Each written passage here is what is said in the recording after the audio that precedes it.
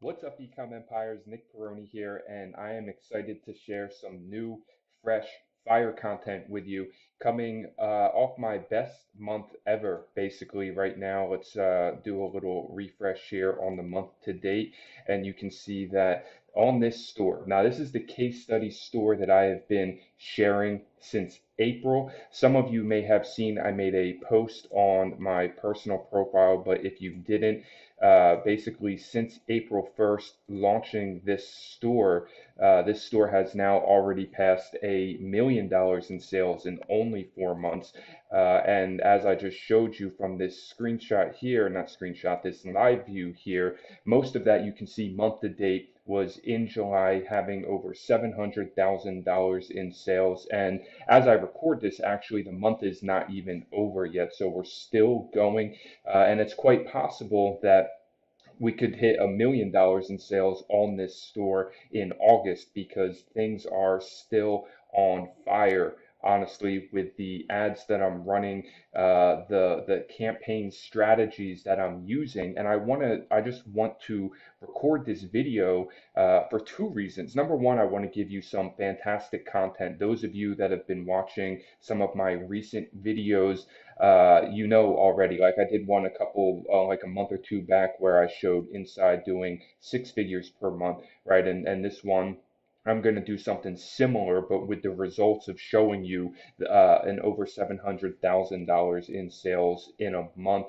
And I'm really excited for that. And number two, because I'm actually planning something very special for Ecom Empires as well, coming soon, based on this case study store. And basically, what I think right now being the absolute hottest opportunity in drop shipping that I have seen since starting Ecom Empires. And when I started Ecom Empires, I was able to help so many people make money and get started in that massive trend and that boom that happened. And I see that happening again right now with a new and better way to do drop shipping that this case study store has been all about and has been actual living proof as I scale this and share it with everybody. So I'm really excited about that as well. I'll mention that more at the end of the video. But let's jump into some really fantastic content here and just talk about what happened, what it looks like to scale to $700,000 in a month. Okay, let's jump over to the ads manager really quickly. So you can see, all right, let me refresh this so you can just be sure of the data yourself here. This month, right? The ad spend has been $308,000. So number one thing that I'll talk about is the ad spend honestly is kind of high, right? And you'll see, so on this product, let's get into some stuff here. All right, on this product, our margin, the reason that the ad spend can be pushed a little bit higher is that the margin on this product is around $40 before marketing costs. All right, so I'm just talking about sale price minus cost of goods. Okay, the margin should actually be higher, but shipping is still pretty expensive right now. This is a product that's being drop shipped out of China. However, um, one of the things that has been done with this product is I've worked with our supplier to basically private label it. It's custom package private label, however you want to call it, right? But we created a better experience of the product for people. And that's actually why in June I turned off the ads for several weeks. I would have hit $1 million much sooner on this store, but in June there's a big dip if you look at the store sales history because I stopped the ads for 2, 3 weeks. Actually, yeah, it was right around 3 weeks just to be able to private label the product, get it custom packaged, really work on the feedback that my team was receiving from the from the customers, right? And improve it so that we could have a better experience and also raise the price because it raised the perceived value, right? So number one lesson here is a lot of people I see do this wrong in drop shipping. You're selling products with too low of a margin. And so it's making it very difficult for you to have success with Facebook ads. All right, $40 is a really, really healthy margin, but I would suggest not selling products for really anything under a $25 margin unless you are 100% certain of the volume that you can get, because obviously there's power in volume. But yeah, as the famous quote goes by Jeff Bezos, your margin is my opportunity, right? He who can spend the most to acquire a customer, or he or she who can spend the most to acquire a customer wins, okay? And so you should constantly be thinking about how you can raise the value of your product, and you can increase the margins on your product, right? So $40 margin gives us a lot of room to work with scaling Facebook ads, and it also means the break even ROAS is quite low, right? Break even ROAS meaning what return on ad spend do you need to hit in order to actually be profiting? And on this store, the return on ad spend that needs to be hit is really right under 2. It's like 1.9 or something, right? So even at just a 2 times ROAS, this store is actually making money, okay? Which is a really powerful position to be in with Facebook ads. Especially if your page score takes a beating, right? I'll be honest, this page has been active since the store started at the beginning of April, and the page score took a beating in April. I mean, everybody was dealing with bad shipping times in April, right? So there was really not much that could be done about that. Now, shipping has actually gotten much better. I feel like I'm staring at one screen for a long time here. Shipping has actually gotten much better now. Products are getting to the US in 10 to 14 days. Honestly, some of them are getting there in even like 8 to 10 days. That's from shipment, right? So I am investing in inventory, virtual warehouse basically that I have with the supplier where I'm ordering, 2,000, 3,000 units ahead of time every couple of days to make sure that I constantly have stock so that orders are going out within 24 hours, which keeps the delivery time much quicker. All right. So this is more like an elevated form of drop shipping, right? It's drop shipping, but the product has been private labeled, and also buying inventory with the supplier to make sure that, stuff is getting out there quickly. Okay. So looking back into the ads, all right, I'm running a blend of strategies, okay, and I've actually shared them all with you already. Now, some of these at the top, okay, are just being tested, right? Like when I launch a CBO campaign, okay, let's jump right into it because my number one method, okay, of actually, it's like a several phases of scaling, okay, and where it starts is your interests. All right. So you're testing interest, and you should always keep testing interest, honestly, right? You're looking to be testing in the beginning, 10 audiences, I would say, at the minimum. You want to be testing 10 audiences. And I like my audiences all to be around 2 million in size or more, if possible, right? It's not always possible, but if possible, I want all my audiences to be 2 million to 50 million in size, somewhere in that range, and anywhere in that range I'll test. And testing with small $5 daily budgets, all right? This still works, 100% works, okay? So then, you're always going to keep testing new interest, and really one of the goals is you want to scale interests, right? And that's why I like finding the broader ones because then they're easier to scale. But also, you're trying to race to being able to build your lookalikes, okay? Because what we do here is we have the interest that we're testing, and then on the other side there's the lookalikes, okay?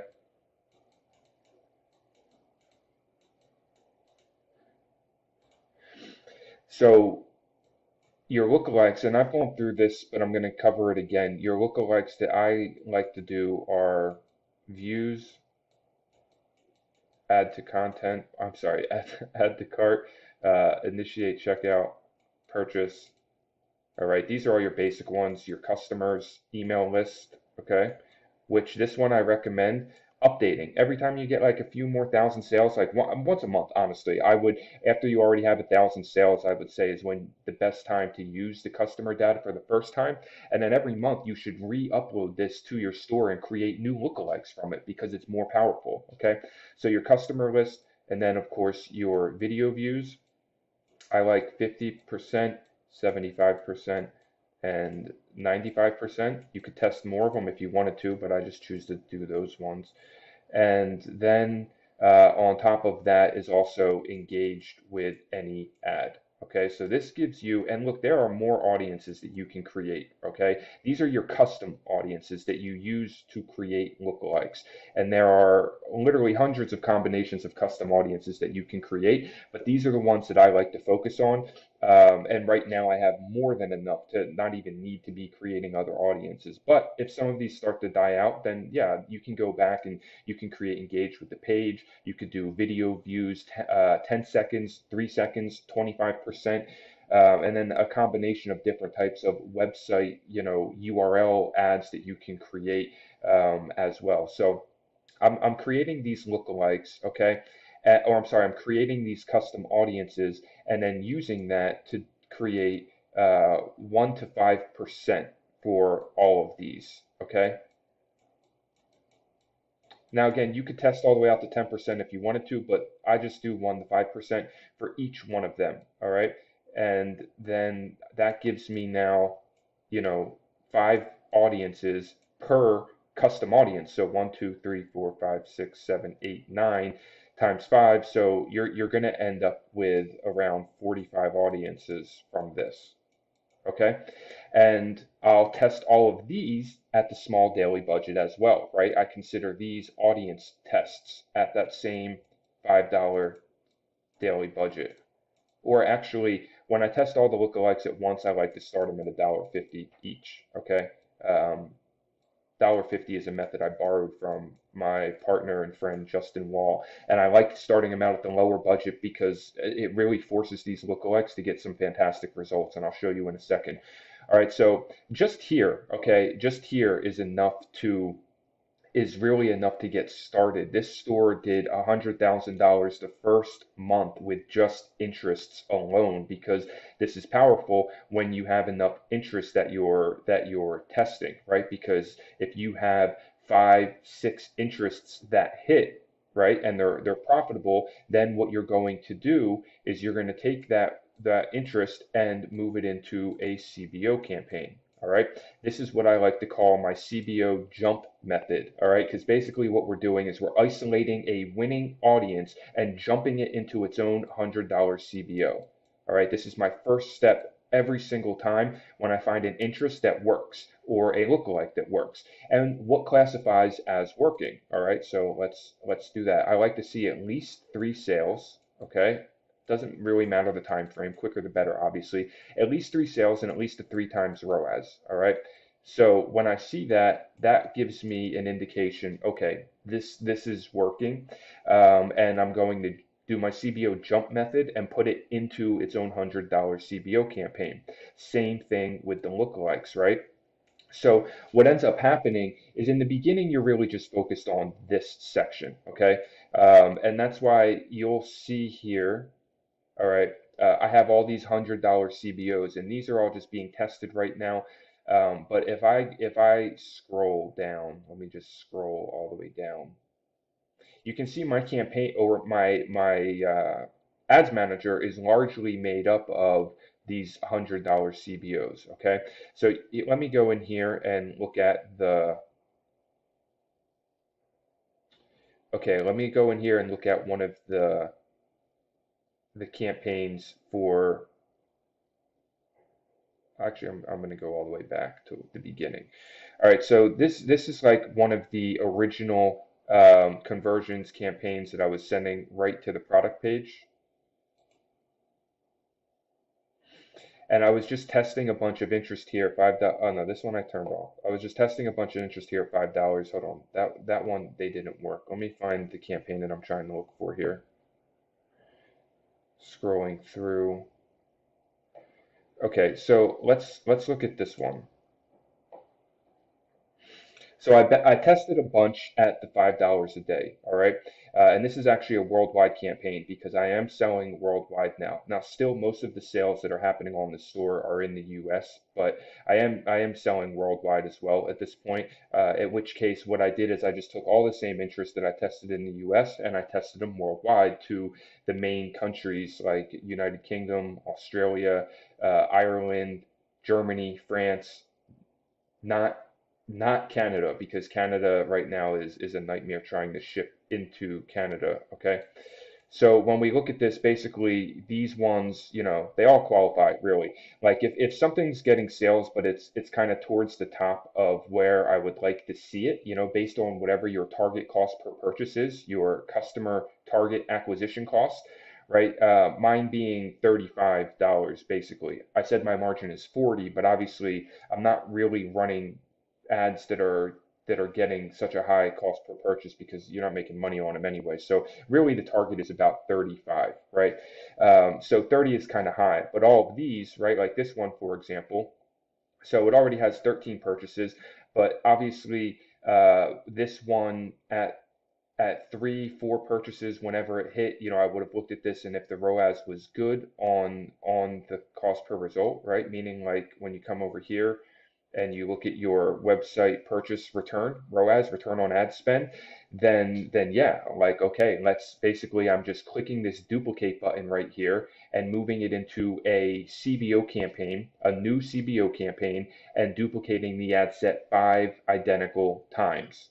All right, 5 identical times that I'll duplicate that ad set into the new CBO, right? And I would do this with each of these because they're all basically hitting that criteria, right? So here you go. These are the ones that are all have 3 purchases at least 3 times return on ad spend. And so these would all be prime candidates, which I already did this, right? So I'm not going to do it now, but all these duplicate new CBO 5 times ad set in the CBO. Same thing here, same thing here, same thing here. Okay.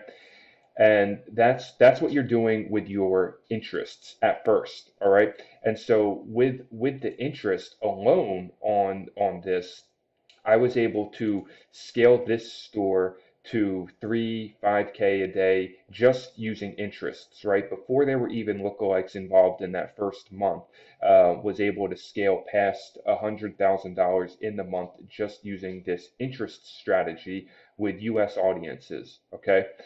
Because I tested enough audiences that I was able to find, like, I think it was 7 of these, okay?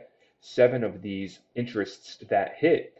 And so all of a sudden I had my test campaigns going, but now I had $700 in ad spend being put in each day, and then that was able to get me to around 3K to 4K a day. All right, the ROAS was higher in the beginning because these interests were I'll be honest, when I turned off the campaigns and started them back on again, they never really performed the same as they did. Like if I go down here all the way, or actually let me just stack this as cost per result. Um, no, that doesn't work because then it's showing me all these other ones as well. If I were to stack this as cost per purchase,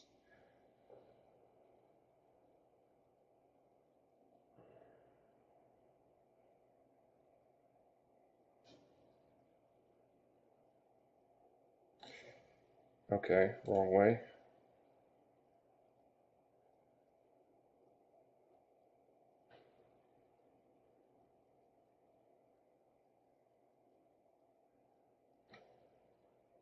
So if I set it on lifetime, which I just did, and I were to stack my cost per purchase, right, you can see most of these campaigns are turned off now. But these were where I was getting cost per purchase in that first month. The ROAS was a lot higher, and you can see that I spent um, before turning these off, these campaigns spent a decent amount of money and they were bringing back really good returns, really good ROAS overall.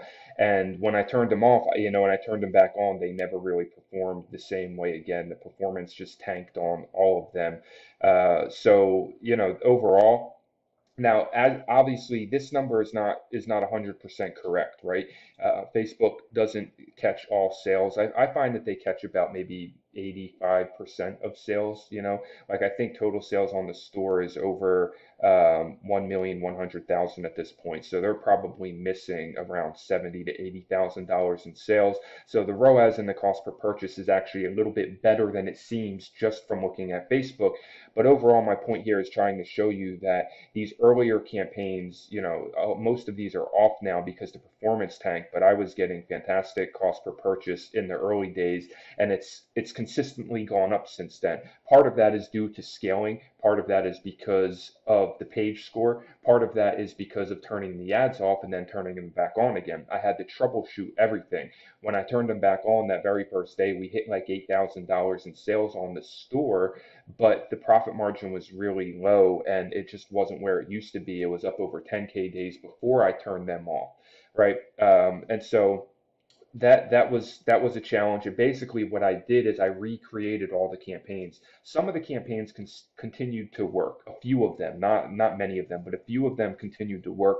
The rest of them, I just recreated them, which is your that's your number one troubleshooting method here. If a $100 CBO starts to tank in performance, right, you want to look at it both in the lifetime and the recent view, okay? Because the lifetime view obviously matters for your overall cost per purchase that you're getting, which really, once you start getting purchases, the only thing that matters is your cost per purchase. That's all I judge my metrics on. In the beginning, I've gone over this in other videos. In the beginning, before getting sales, I look at clicks, and I look at add to carts, right? To know when to shut an underperforming ad set off. These are what you want to look at, right? Like day one, no clicks, turn it off, okay? And then, you know, you look at your add to cart, your target add to cart cost as basically half of your margin, okay? Half of whatever your target cost per purchase is. So in this situation, mine would be $20, all right? So if an ad is getting clicks at a good rate, you know, dollar CPC or under 1% CTR, I will let it run basically until $20 before shutting it off. And if it doesn't have add to cart by $20, then I'll turn it off, okay? But once you start getting a purchase on your ad set, then your cost per purchase is the only metric that matters, right? That's the magic number that you're scaling by, okay? And so you want to look at that in different windows, right? Because if I look at stuff in a lifetime window, it's different than looking at, hold on, let me get back into something here, right? If I'm looking stuff in a lifetime window, it's different sometimes than say the last 7 days, right? So you may have something that was working over the lifetime, but the last 7 days the performance is tanked and it's just really driving your cost per purchase up. Then you know you want to start looking at how can I make this better. Well, the number one troubleshooting method I do is I'll basically duplicate to a brand new one. All right. So, like when you look inside a CBO campaign, the thing is, you're not always going to be running all the ad sets. In fact, very rarely will all the ad sets hit, all right? What we're doing, the whole strategy behind why we do this is, or why I do this and why I'm sharing it and why others have told me it works so well, is because you are isolating a winning audience, all right? By doing that, by isolating the winning audience, you're able to move it into this $100 CBO, and by duplicating it 5 times, you're creating more pockets of an audience for Facebook to go out and start getting sales, okay? So I'm not really trying to have all 5 of these audiences run. I don't care if it's 5 of them that are running or 1 of them that's running, as long as at least 1 of them is getting profitable cost per purchase for me. That's what I'm looking for, because the whole goal really is to be able to scale the audience to a higher budget at a more consistent and more automated type of spend. All right, that's what I'm trying to do here. So in those early, you know, the very first day, the first 2 days, I'm turning off what's underperforming. Like this, for example. You can see I turned this off very quickly because it got to $3 and it only had 1 click. Now, that's pretty aggressive in turning off an ad set, but at this point, I'm kind of basing it on, look, these are all getting under $1 CPC, so I know something's not right with this one. I'm not going to sit here and guess or worry or think about it. I'm just going to turn it off and focus on what's working. This one got turned off because it was getting purchases, but at an unprofitable margin. And this one got turned off because it reached, let's see, yeah, it reached around $18, $19, $20 without an add to cart. Okay, so those ones I killed them, right? And that's the process that I'm following every single time. All right. Every single time, and then I'm leaving the ones that are running, and now it's just going to become a very automated process where I really just have to come in and monitor things.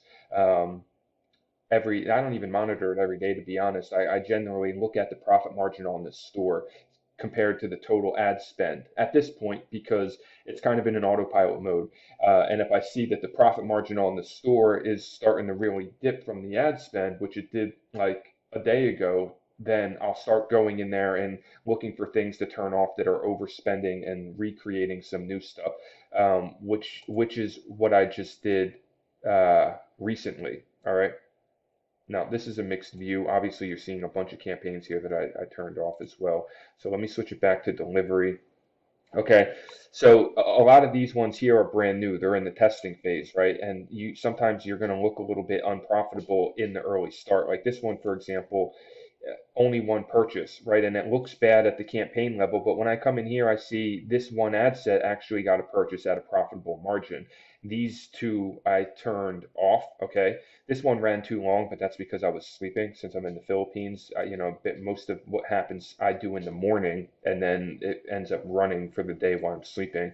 So anyway, this one got turned off when I woke up because it had an add to cart, but it was a really expensive add to cart, and it was basically creeping in on the margin already. And this one got turned off because it was just not performing well. These two still too early to tell because they've only spent $8 and $11. CPC is pretty good on both of them.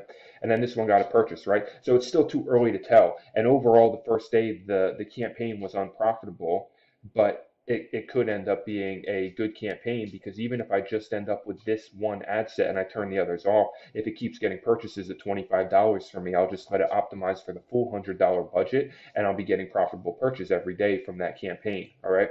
And when you do this at a level of all your audiences, right now I have like, you know, I don't even know. I have like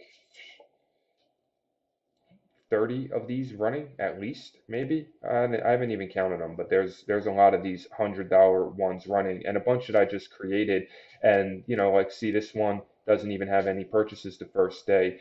But when I go in here and I look at it, it's because one of the ad sets really underperformed, the one that got shut off. But the rest of them, they may all get purchases the second day, right? I don't really know yet. It's too early. They're all getting add to carts, and none of them have reached their margin yet, right? Their target cost per purchase. So I'm going to leave them all on to see what happens on the second day. Okay.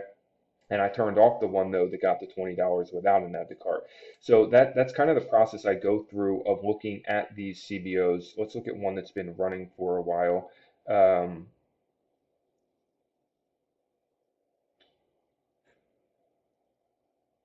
okay, no, hold on. Okay, like this one's been running for a while. All right. This is a different one though. That's my CBO stack method. I'll talk about that in a minute. Uh, Okay, this one's been running for a while. This is based on a lookalike, right? So at the campaign level, it looks higher, overall, but you can see in here that the purchases that are coming in each day now that it's optimizing for the full $100 budget are within my margin and profitable. Okay, so that's where it all starts, right? Taking your interest and your lookalikes and moving them into the $100 CBO. And this alone, this strategy alone, it takes time to execute this because your lookalikes you can't build until you have enough events, right? And I really recommend if you want the strongest custom audiences, I recommend at least 500 purchases. I waited till 1,000, okay?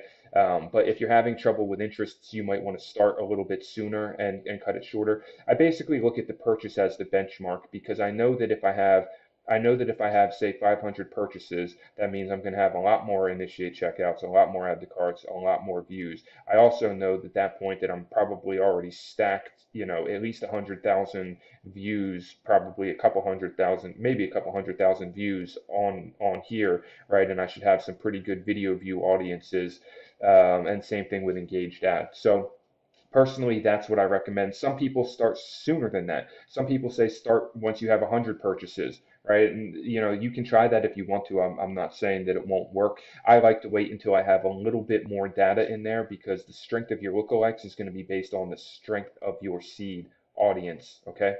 So this strategy, again, alone, this strategy can get you to 10K a day, all right? And that's what it did for me, right? Just doing this exact strategy. And this was only with US audiences at this point, right? Eventually I went back and started testing worldwide audiences, but 10K a day using this strategy, for sure, okay? So now what happens next, all right, and where we start to get into these much, much higher months is when you start to add in my other two CBO methods that I've shared, that are really good. Oh, let me mention one other thing over here, right? There's two ways that we're going to start scaling these, all right? Obviously, we can scale horizontally and vertically on the budget of the CBOs that are working. So I'm going to come back and talk about that in a second. Because you can do that with any CBO campaign that's working. Another thing that I also do is I create what I call stacked, or not stacked, I create what I call super lookalikes. All right. Now this concept isn't new, but I just wanted to mention it because it works really well. All right. And basically, a super lookalike is when you have your so when you test all your lookalikes, I mentioned that I do that at $1.50 a day. So this is what I do. Let me find the lookalike campaign. Okay. Lookalikes. Okay, here's the first one. All right, so in here I have just basically all my lookalike audiences, right? I know that that's parts blocked out of the screen, but it just has all my audiences as I showed you 1 to 5%. So there's like 45 audiences in here that have all been getting tested. Okay, and then what I do basically is as soon as one of these audiences, like I said, 3 purchases, 3 times return on ad spend, I'm going to duplicate this audience into its own $100 CBO, right? But then what you can also do to create, some more audiences and give yourself something that can scale even better is you can sort them by their purchase return on ad spend, and then you group the similar ones together. All right, so like in this situation, the way I would group it, it's kind of based on what the numbers actually are, but I would look at these as like all the ones in the five. Okay, these are all performing similarly, getting 5 times return on ad spend. There's 4 audiences here. So now I would create one super lookalike ad set that includes all 4 of those audiences. And I would put it into its own $100 CBO and duplicate that super lookalike ad set 5 times, right? So I'm using the same strategy, but a super lookalike is when you group them by ROAS and it gives you a bigger audience size, so that you can eventually scale those more, right?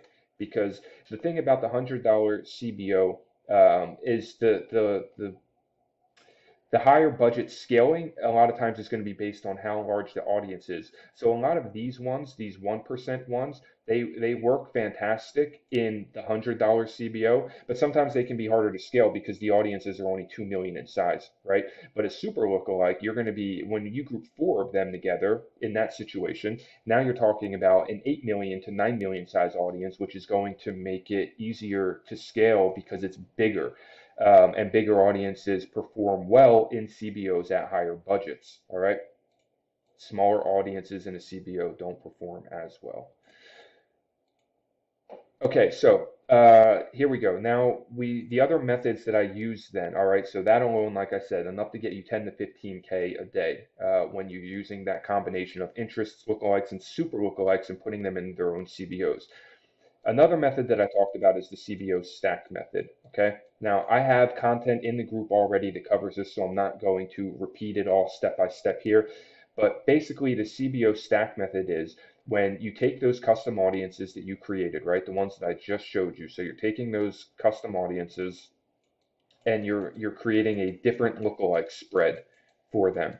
And the reason, like I just said, we do this is because CBOs perform uh, CBOs at higher budgets perform better when there's a larger, broader audience to optimize for. All right. So instead of doing it in the 1% breakouts, which are 2 million size each, we create a larger spread using the whole 10% range of the lookalike. All right. So we still have that 1% audience, but then the next ones we create are 1 to 3%, 3 to 5%, 5 to 7%, and 7 to 10%. All right. So now these are going to be much broader audiences here. Okay. And each one of these now is going to become an ad set in the new CBO stack. So I would just create, like I'll show you here. Let me search for stack. Okay, so you can see I've spent quite a bit of money on this CBO stack method, and it works really, really well. So here's an example of one, the add to cart. Okay, so each one of these, again, you can't see the audience because of the screen where it's cut off, but basically this is add to cart 1%, add to cart 3%, add to cart 5%, 7%, and 10%. Right? So each one of them becomes an ad set in the CBO, and then you set it up. Okay, so goes into a $250 minimum starting budget CBO. All right, you could start higher than that if you wanted to, but that's where I start. Okay, and then again, same thing. You're going to turn off the ones that don't work or are unprofitable. I let this one run obviously for a long time, but it wasn't profitable, so eventually I turned it off. And this one got turned off right from the beginning, but now this CBO is optimizing at the higher budget for, so it's just a different way of using your lookalikes and using the other 5%, right? The 5 to 10% range of your lookalike, okay? And this works fantastic. All right, you can. I already know people in the group that have used this and are profiting from it. I've spent a lot of money using just this method alone, and this is one of the things that helped me go from 10K to 20K a day using that. All right, another method that helped. That again, I did a post on this in the group, so I'm not going to go too deep into it. Is the CBO target and CBO cost cap. Okay. This is a method. Again, there's another post on this. I'm not going to cover it all right now. You can go back and search the group for the post just by searching CBO target as a keyword, right? CBO target. Okay. But basically, this is one where you're really trying to control the when you have an interest that's working, right? This you need a broad audience for this. Okay. So when you have an interest that's like 10 million plus and it's working really well at your lower budgets, this is a way you can jump to a much higher budget while trying to control the cost per purchase. Because sometimes, well, usually many times when you jump a CBO to a higher budget, you're going to see a wild fluctuation in the cost. And so I like doing this. My whole method really is based on low risk, high performance. I spread the budget and I isolate what's working. And then when I find stuff that's really working well and I want to go to a higher budget, I'm using this manual method of bidding. Target and cost are not the same thing, but they're kind of serving the same purpose. It's just two different ways of trying the same thing. Target cost is when you tell Facebook, here, let me just show you. All right, let me change my search to target. Okay, and you can see I'm really only doing this with two campaigns right now. The bottom one is retargeting campaign. So this one, when we look at this audience here, CBO target, okay, basically what you do, and you can see my bids here, the idea is you're setting a target cost bid in the campaign. And you're telling Facebook that this is your target cost. Whatever you make that number, you're saying that's my target cost per purchase that I want you to get purchases at. All right. And so you want to start by looking at like what is your actual average cost per purchase for that interest, and then spreading your bids by $1 from the starting point. Okay, so I would recommend, like, say your target cost per purchase is, your average, I should say, is $25, then I would recommend starting one at 25, and then you're creating 10 identical ad sets. All right, 10 identical ad sets, and each one then is going to have a different bid. Okay, so I would recommend starting at 25 and bidding by $1 under each, all the way down to 15. In that example, based on whatever your average is, right? I would start at that number with the first bid for the first ad set, duplicate the same ad set 10 times, and then go down by $1 in each one. And those are your starting bids. And you're looking for the one that works so that you can then just let it optimize. Now, the thing is, it's not always going to spend every day, even when you find one that works, right? Like, I played around with the bids here. If it doesn't spend, then you'll, just increase a couple of the bids by $1 each, until one of them starts spending. And if it's spending too much, obviously, then decrease the bids, all right? So you can see I found my winning bids here at 28, 29, and 30.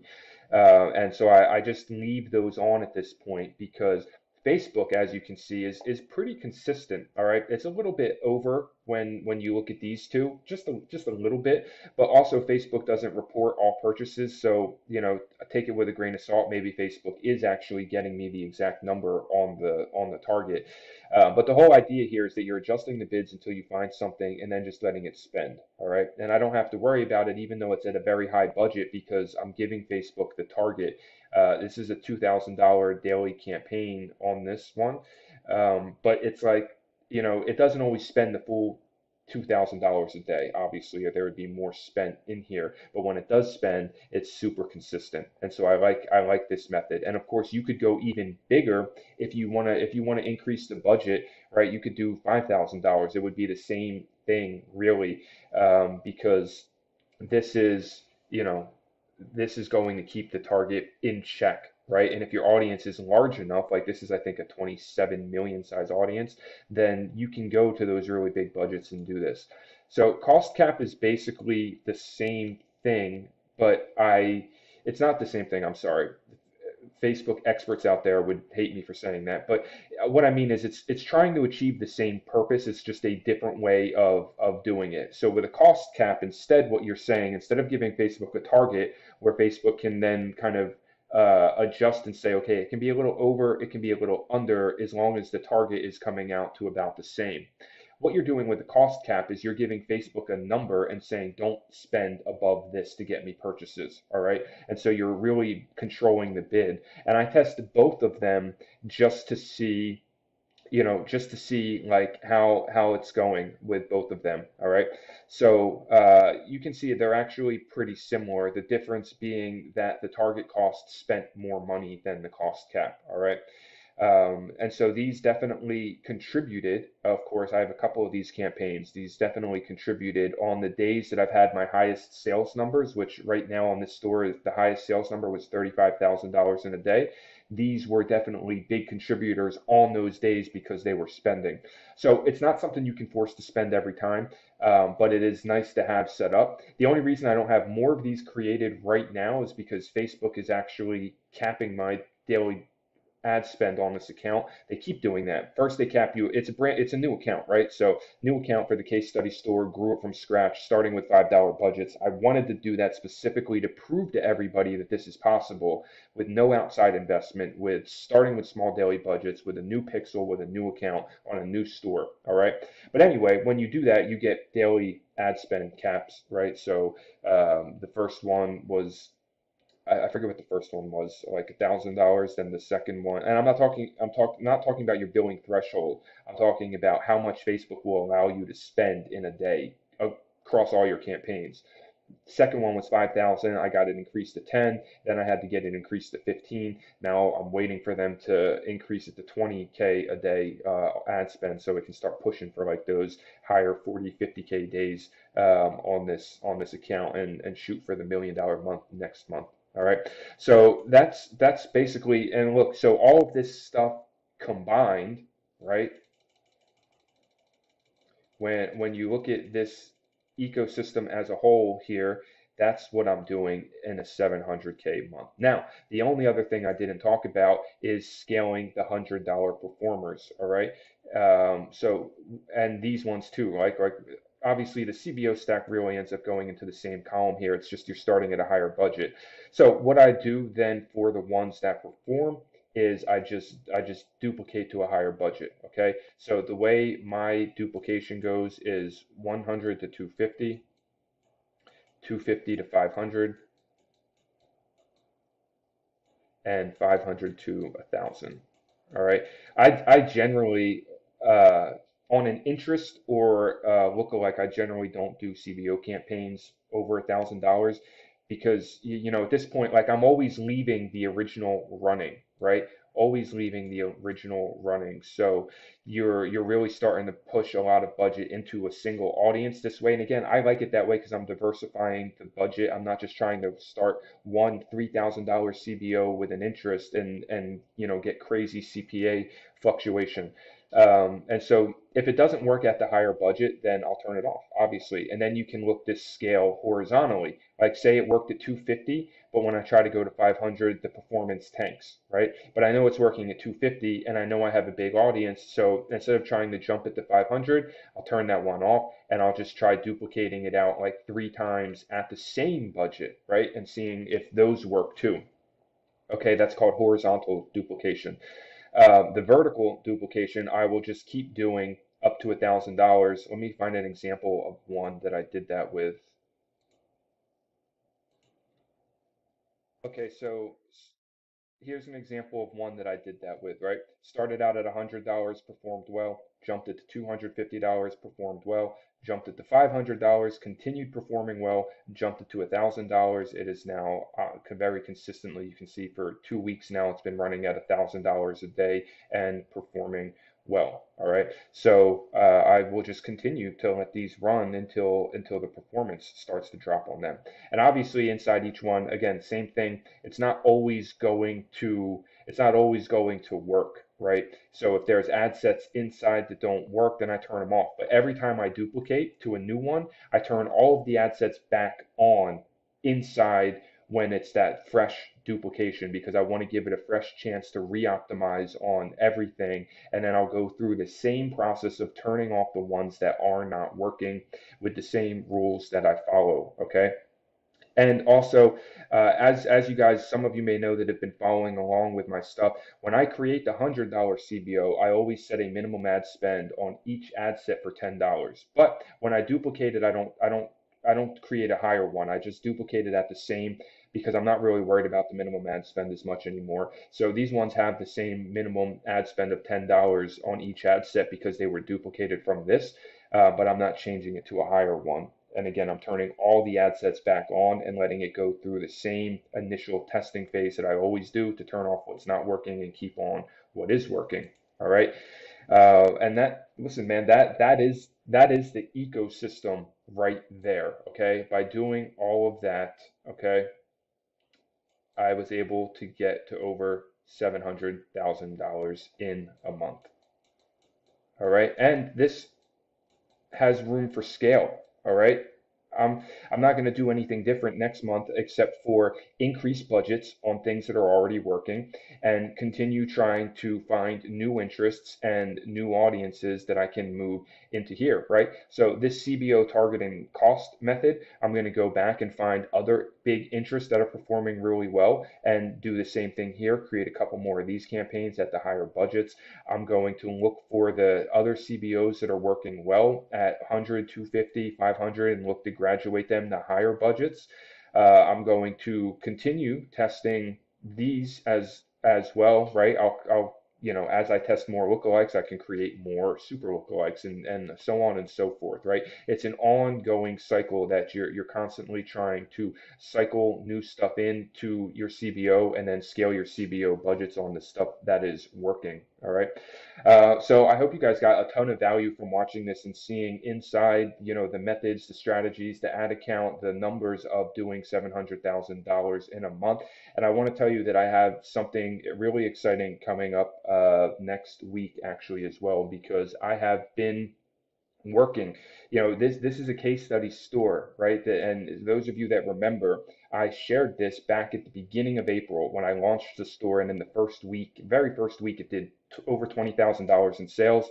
And then since then, I've been scaling it, I've been working on it, and I've been doing this like deliberately as a way of creating a case study that I have so that I can share with people, right, these methods that are working. And basically, what I think that has been discovered through all of this, because there's some really specific ways of how the product is being run and how the store is being set up, and it's actually quite simple, right? Like, to be honest with you, and also I should mention that I'm using Google as well in here, right? So obviously, one of the things you can do is start expanding their sales channels too. So I am using Google, but it's only responsible for right now for probably like 2K a day in sales.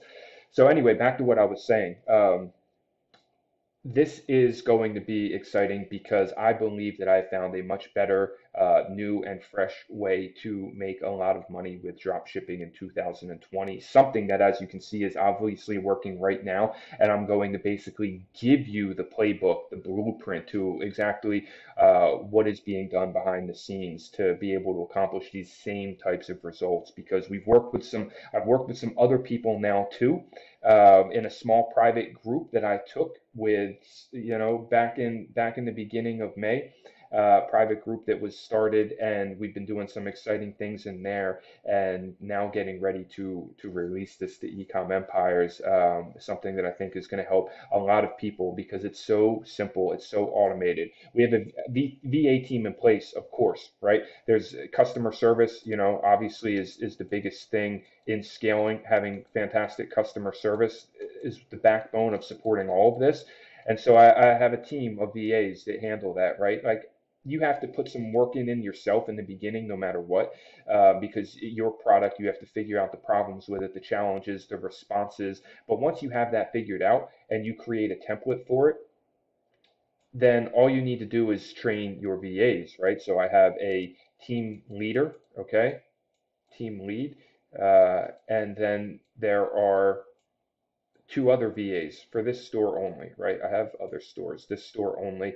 There's other VAs that are then working there. And so this basically, I have customer service happening not 24 hours a day, but 7 days a week, like at least half of the day, every day, customer service is being covered so that we can get back to people quickly, keep chargebacks down, and also keep people happy with shipping times and everything that's going on. But once you have that set up, this is super, super automated, right? Like, you can literally just sit back. There's not much work to do. I'm not even, look, I'm not trying to mess with you or sell a dream or hype. Obviously, I have a lot of experience and I've put in a lot of effort to get to this point in my business, in my career as an entrepreneur. But I'm telling you that once this is set up, once you have this framework and this formula, this blueprint, literally couple hours a week, honestly, to maintain this. Most of my work and my time goes into other projects now, right? Expanding the business, launching more of these stores, using the same exact formula,